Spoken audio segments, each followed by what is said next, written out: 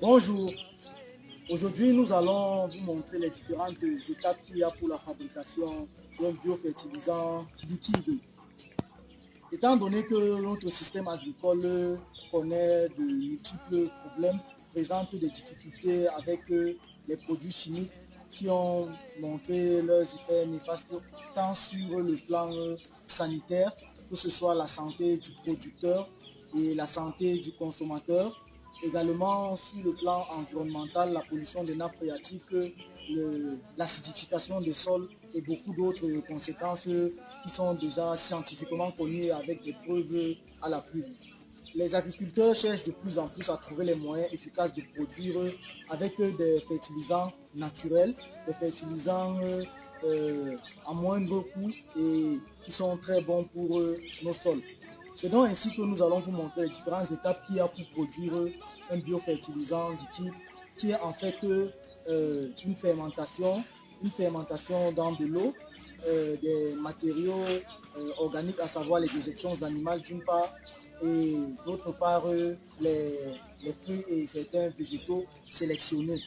Ce biofertilisant liquide a l'avantage de pouvoir d'abord améliorer la fertilité du sol, parce qu'il y a beaucoup d'éléments minéraux disponibles dans cet engrais, et ces éléments minéraux, en fonction des spéculations, des cultures que nous faisons, peuvent être sélectionnés en fonction des apports qu'on veut augmenter. Si on veut un biofertilisant riche en azote, les éléments spécifiques peuvent être choisis pour cela. Si on veut un fertilisant riche en phosphore ou en potasse, notamment pour les cultures fruitières et les légumes fruits par exemple. Également, ce biofertilisant liquide peut jouer le rôle soit de biopestifuge ou biopesticide en choisissant des éléments bien précis qu'on peut mettre à l'intérieur. Comme par exemple, pour aujourd'hui, nous avons utilisé les feuilles de papaye qui ont un rôle de fongicide. Également, le titonia que nous avons utilisé qui a un rôle d'insectifuge qui repousse les insectes. Nous avons utilisé la tisane qui a également ce rôle, et l'aloe vera qui a également un rôle de boost de croissance. Toutes les différentes étapes de production de cet engrais liquide suivent dans la vidéo. Le dernier avantage que je vais mentionner pour cet engrais liquide, c'est son faible coût, parce que simplement à partir d'un matériel dérisoire, je vais dire, on est capable de produire un engrais de très grande qualité et qui peut augmenter la vie du sol, donner des rendements de culture assez importants et favoriser également la décomposition des matières organiques du sol. L'autre élément qui n'est pas à négliger, c'est que cet engrais liquide comporte énormément de micro-organismes à l'intérieur. Et ces micro-organismes sont importants dans le sol, surtout dans le cadre de l'agriculture durable, de l'agriculture qui valorise les intrants biologiques, parce que c'est ces micro-organismes qui rendent disponibles les éléments minéraux aux cultures dans le sol, contrairement à l'engrais chimique qui sont directement, les éléments minéraux sont directement délivrés aux plantes. Et dans ce contexte, ce sont les micro-organismes qui dégradent, qui minéralisent les éléments minéraux, les rendent disponibles. Et c'est la plante qui puise ces éléments minéraux en fonction de ses besoins, et ce qui améliore nettement la qualité de la plante. Comment fabriquer l'engrais liquide, l'engrais foliaire, qui peut à la fois jouer le rôle d'insectifuge, c'est-à-dire repousser certains insectes de par la composition. Eh bien, nous allons d'abord commencer par présenter le matériel dont on a besoin pour le faire. D'abord par le matériel de fabrication. Ici, nous avons utilisé un fût en PVC de 200 litres. Vous pouvez voir avec le couvercle que nous avons adopté pour pouvoir rendre le milieu anaérobique, un tuyau généralement utilisé par les maçons pour la fiole. Et là, une simple bouteille d'eau qui pourra remplir à moitié d'eau comme ça. L'oxygène produit par le gaz pourra s'échapper par là-bas. On aura un milieu anaérobie. Et là, nous avons le fût et une sorte de serge pour pouvoir optimiser la fermeture de de notre fût. Ensuite, nous avons le sac, un sac de récupération qui peut être un ancien sac de farine, de sucre ou d'engrais. Nous avons la machette pour les découpes, la pelle pour certains mélanges. À présent, nous allons vous présenter le matériel organique qui va être utilisé pour la fabrication de cet engrais. Les feuilles, principalement celles que nous allons utiliser, ce sont les feuilles de Moringa oleifera. Les feuilles de Moringa oleifera qui est un concentré de nutriments, d'oligo-éléments et qui est très riche pour la fabrication d'engrais liquides. Voici celles qui n'ont pas encore été, nous n'avons pas encore enlevé les feuilles ici. Et là, nous avons également un peu recueilli quelques écorces, toujours du moringa. Ensuite, comme je disais tout à l'heure, pour fabriquer l'engrais liquide, on peut également lui donner des propriétés insectifuges en ajoutant certains éléments bien précis pour cet effet. Là, nous avons la citronnelle. Et déjà, nous avons une formulation d'un insecticide avec la citronnelle. Soit le lien est en description, soit la vidéo paraîtra prochainement. Là, nous avons l'aloe vera qui est parfois utilisé pour fabriquer les hormones. Oui, le moringa, je disais, qui est parfois utilisé pour fabriquer ce qu'on pourrait appeler des hormones de bouturage. Là, nous avons les feuilles de papaye. Ici également, soit la vidéo va être mise en lien, soit elle paraîtra prochainement. Comment fabriquer un fongicide, un biofongifige avec les feuilles de papaye. Ensuite, donc, comme autre matériel, nous avons les racines de bananier plantain. Ceux-là ne sont pas encore découpés et ça, c'est ceux qui sont déjà découpés parce que ça a une très forte concentration en oligo-éléments et également en phosphore. Et là, nous avons les crottins de chèvre et de mouton qui sont mélangés. Vous pouvez remarquer, tout droit sorti de la litière. Là, nous avons de la terre arable, la terre en surface des 10 premiers centimètres que nous prenons pour la charge en micro-organismes également, même dans le crottin de chèvre et mouton. Il y a également le purin de porc qui va également apporter des micro-organismes et ça a une bonne teneur en azote. Et là, nous avons une pierre. La pierre va être introduite dans le sac pour maintenir tout le mélange immergé dans l'eau. Comme dernier ingrédient qui cette fois-ci est facultatif, c'est le miel. C'est le miel. Nous avons là 150 ml de miel. Et le miel servira à nourrir les micro-organismes que nous retrouvons dans notre terre arable, notre purin de porc et également nos crottins de chèvre, dont le miel pourra donc servir pour la nutrition de ces micro-organismes. Voici ainsi présenté le matériel pour la fabrication de notre engrais liquide.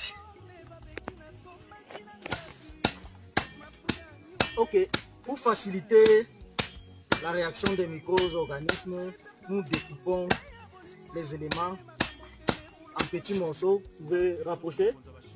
Vous pouvez voir ici, nous avons découpé déjà l'aloe vera, découpé une partie des racines de bananier.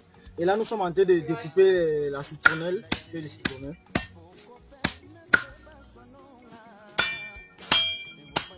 Nous continuons avec la découpe des feuilles. Là, nous sommes avec les feuilles de papaye. Nous rappelons que l'objectif d'introduire les feuilles de papaye dans notre engrais liquide, c'est pour qu'ils jouent également un rôle de fongicide pour éliminer certains champignons comme l'engrais liquide va être appliqué en foliaire. Ensuite donc, mélanger également les feuilles entre elles.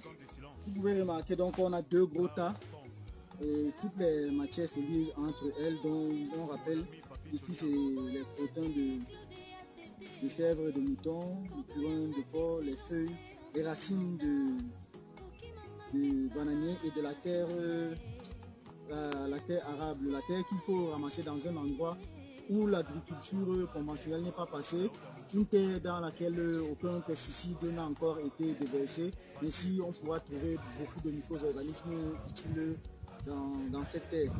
Ensuite, donc, lorsqu'on a ce mélange, nous pourrons donc incorporer notre miel dans la partie solide, dans la partie de déjection. Nous procédons donc au remplissage de notre sac. Nous allons procéder au remplissage en alternant les couches. Une couche de feuilles, après couche de notre mélange entre les différents cotons. Nous procédons donc au remplissage de notre sac par couche alternée, une couche de notre mélange des différentes feuilles et également une couche de nos déjections animales. Nous précisons ici que vous pouvez utiliser autre déjection que ce qui est disponible dans votre localité comme les bousses de vache et également pour les feuilles dans la zone sahélienne où nous avons en grande quantité les feuilles de Nîmes qui ont également un effet nématicide.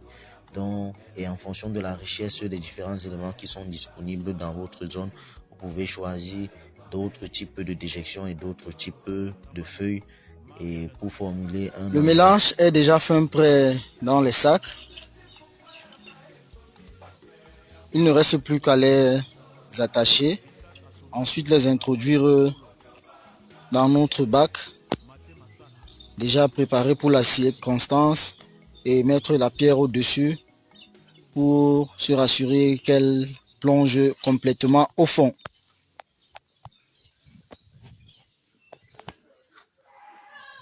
Une fois donc le mélange introduit dans le sac, nous mettons notre pierre pour se rassurer que dans le sac, dans le fût, le sac ne va pas flotter. Nous mettons la pierre à l'intérieur du sac. Ensuite, nous attachons.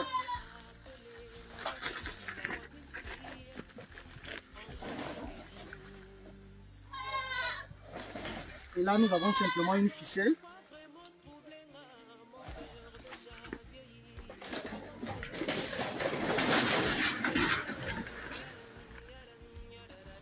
Ok, une fois dans notre sac bien attaché avec notre ficelle, voici notre fût qui est préparé pour cela. Nous allons donc introduire le sac à l'intérieur. Rapprochez s'il vous plaît. Vous pouvez voir qu'à l'intérieur, il faut d'abord commencer par mettre une certaine quantité d'eau, mais pas plein. Environ, on va dire, un tiers d'eau d'abord. Ensuite, mettre le sac rempli de tous les éléments qui ont été composés et compléter ensuite l'eau. Nous allons donc introduire le sac. Une fois le sac introduit, vous remarquez qu'il y aura des bulles qui se forment. En fait, c'est l'air qui était contenu dans le sac qui s'échappe. Et il est préférable de patienter que ces bulles arrêtent pour que l'oxygène ne soit pas présent dans le mélange. Parce qu'une fois que nous allons refermer, nous avons fabriqué le couvercle pour mettre le mélange en absence d'oxygène. Vous pouvez également le laisser, il pourra s'échapper dans le tuyau et ce tuyau sera plongé dans une bouteille d'eau. Vous verrez le dispositif tout à l'heure. Donc vous pouvez voir comment notre sac est mis à l'intérieur. Et puis nous allons compléter le mélange jusqu'à remplir le fût. Ensuite nous complétons l'eau presque à ras-bord pour laisser légèrement cet espace pour l'échappement du gaz. Et là maintenant nous allons procéder à la fermeture. Mida.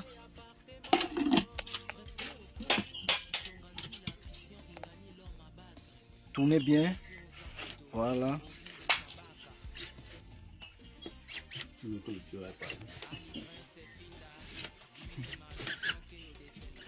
On referme bien. Voilà, ensuite on va l'appeler, c'est pas un sèche-joint ou un serre-d'eau, c'est pas.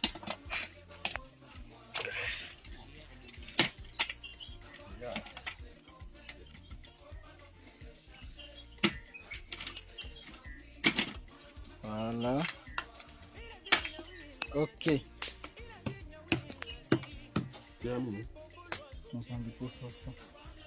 Maintenant pour la sortie de respiration, le tuyau, nous l'introduisons dans une bouteille qui est remplie aux 2 tiers d'eau. Introduisez jusqu'à l'intérieur où ça touche l'eau. Voilà. Ainsi, lorsqu'il y a évacuation du gaz, nous aurons des bulles au-dessus. Voilà. Et c'est terminé. Le mélange est prêt. Ici, il faut noter que le bidon doit être mis sous abri, donc sous un hangar ou sous un arbre, dans un endroit qui ne reçoit pas directement le soleil. Et patienter pendant 21 jours et le mélange sera fin prêt. Ici, nous précisons que nous préférons faire cette réaction en absence d'oxygène pour éviter l'oxydation.